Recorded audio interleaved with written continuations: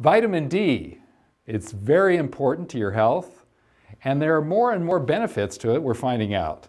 In fact, it may apply to when you enter a hospital, an intensive care unit even, and may save your life. I'm Gailon Totheroh for HealthWIRE. If you end up in intensive care, you're going to do better if your vitamin D levels are proper. Now, how does that work?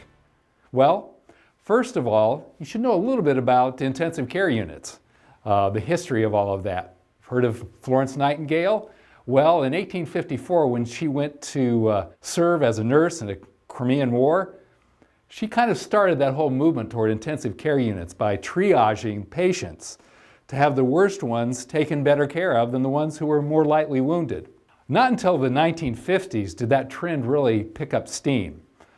Denmark wanted to treat patients who had polio and had these severe respiratory problems, and they really needed that kind of a framework to take care of these folks.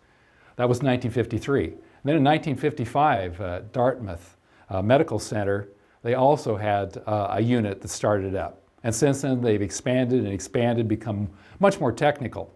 So if you're going into an intensive care unit, God forbid that you should, or a family member or a friend, you really want to have your vitamin D levels up, the research tells us. Well, why is that?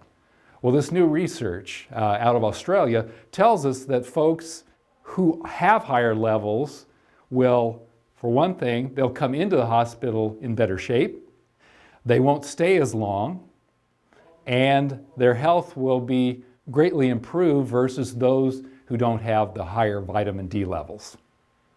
Now, what do you do with this?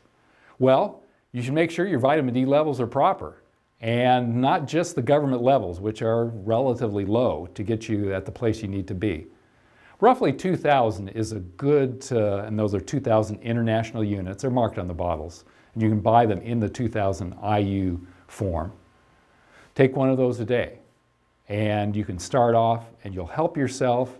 Should you ever, again, God forbid, be in that situation, you'll do better by having vitamin D in your system at proper levels. Better health to you. I'm Gailon Totheroh for HealthWIRE.